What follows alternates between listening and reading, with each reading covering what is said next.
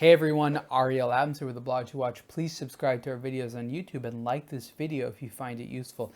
This is a review of the Breitling Colt Skyracer, and I think it's my favorite new Breitling for 2017. And 2017 has been a pretty decent year for Breitling. They came out with the new version of the Super Ocean Heritage, both the chronograph and the three-hand version, which are pretty good, and that was a needed update. But this watch costs a lot less and is a pretty damn nice Breitling. The Colt Skyracer essentially has two important things, or three important things to mention. One, it's the least expensive watch to use the bright light case material. Get to that in a minute. It has a quartz movement, and it's, I don't know if it's the cheapest watch that Breitling makes, but it might be the cheapest watch Breitling makes.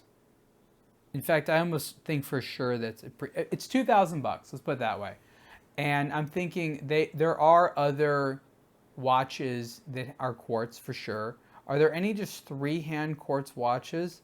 There might be in the Colt collection, but I just can't see it being cheaper than this. I just think this is right now like the cheapest Breitling watch. I'm actually going to look right now. There's a Colt. Is there a Colt? Okay, the Colt Quartz. I'm trying to think if it has the same movement. I'm actually very curious because I think it actually makes a big difference if this is in fact the cheapest one. Okay, does it have the same movement as the Colt Quartz? Yes, the Breitling 74, which is basically an ETA thermocompensated quartz movement, which means it's a highly accurate quartz. So let's not confuse this with your run-of-the-mill quartz. This is a Superquartz. So they have the same movements. The other watch I'm looking at, by the way, is just called the Colt Quartz, which, again, this is also in the Colt collection, but the Colt Quartz is in steel. The Colt Quartz is waters into 200 meters. This is 100 meters. But that doesn't really matter. I'm trying to find the price here. Make it so easy to find the price. All right, let's see. The Colt Quartz on the strap. Yep, a lot more money. So the Colt Quartz on a leather strap is $2,765. Let's see on a rubber strap, which might cost a little bit less. $2,700 bucks. So basically, this beats the Colt Quartz in steel by $700. And frankly, I think this is a more interesting watch because if you really want to steal Breitling and it needs to, look that way, and you want to have a quartz movement, yeah, you can get the Colt Quartz, but this is a lot more interesting. It's a little bit bigger. The case is 45 millimeters wide. Pretty sure it's 45 millimeters wide. Was it 44 or 45? Sorry, this is like my eighth review of the night. I kind of like shove these together. It is 45 millimeters wide. I was not incorrect. Bright light is a carbon, but it can be machined very well. I'm just running my finger over the side here. It's very smooth. If I would have closed my eyes and I would have felt this, just given sort of the sharpness of the contours, I would think that it was definitely metal. It's not cold like metal. It's warmer to the touch, but it feels like the edges are as sharp as metal. It has a rotating bezel. Has a nice noise to it. There is a rather impressive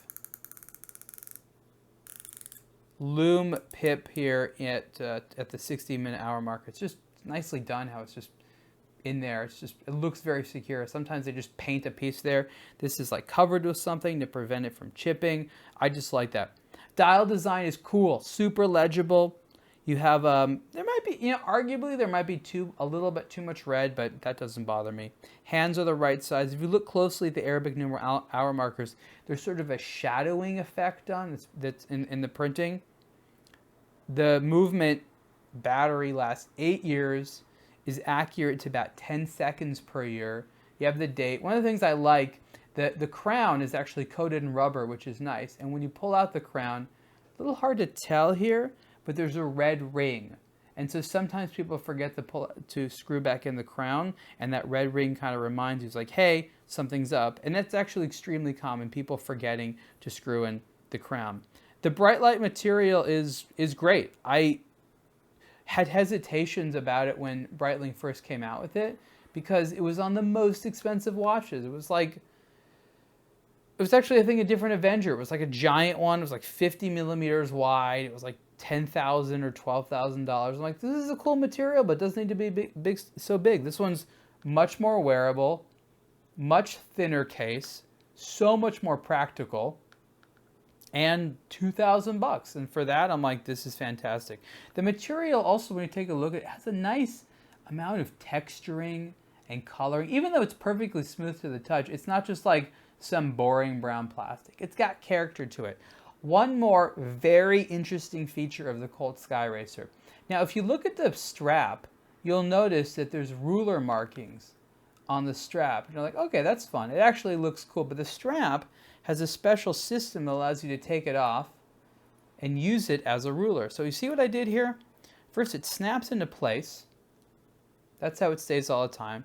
But then you can unsnap it. You push down first. You put it through. You just take out the pin. Pull the strap through. This is great for washing it, which is convenient.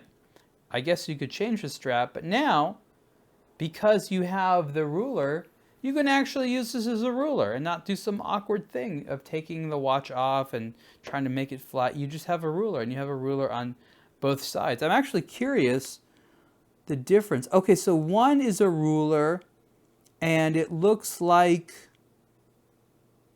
the other side is some type of a conversion table. It says kilometers on there. You know, I don't know enough about how to use this stuff. I like how it just says caoutchouc on there, which is sort of a high-end type of rubber. It's a nice strap. Buckle is titanium, so not bright light, but just nice dark titanium. Very nice buckle. There's very few watches that are $2,000 to have as nice of a buckle. Really nicely cut. So if you want to put the strap back, simple system. You just stick it back there. And, oops, I think I did it the wrong way. Yeah, I think it's like that. Or no. Which way was it? Oh, there we go. Just being stupid. Take the little bar. The problem is that you could lose this, right? Like you're in the field somewhere and you really need to measure something. Like, are you going to stick this between your teeth or something? It just needs a place to put it. Put that back. Pull it through. And voila. There you go. You have your strap back. That was easy. That required no tools of any kind. So let's put the watch on. And again, the lightness goes a very, very long way in making this watch comfortable. I actually wonder what other straps would be cool, because Breitling, as of now, doesn't sell any other straps for the Colt Skyracer. And if you have a quick release system like that, which I guess it's possible other Breitling watches have that system, I've just never seen it. But they didn't make a big deal out of it. So like when we were looking at the watches in Basel, I was just like, what's up with the strap system? They're like, oh yeah, that. It's cool. So there you see it on the wrist. I mean, it's just a watch guy's watch. It's legible, it's cool looking, it's functional. You know it's accurate. Okay, it's quartz, but it's not just any quartz. It's Superquartz, and it's Breitling quartz. And Breitling is a brand that makes quartz. So it's allowed to be quartz. It's big on the wrist, but it's not too big. It's not very thick. Super comfortable on the strap. It doesn't go anywhere. It's like the tool watch that we wanted the high-end, big name brand industry to make. And they did it with this. And it was this quiet release called the Colt Skyracer that at first was just like, oh, another budget Breitling. No, this is the Breitling that they need to be making. This is the hit watch of 2017 for the brand. And I really hope that a lot of people discover this watch and put it on and realize that it is as cool as it is. And again, retail price is $2,000.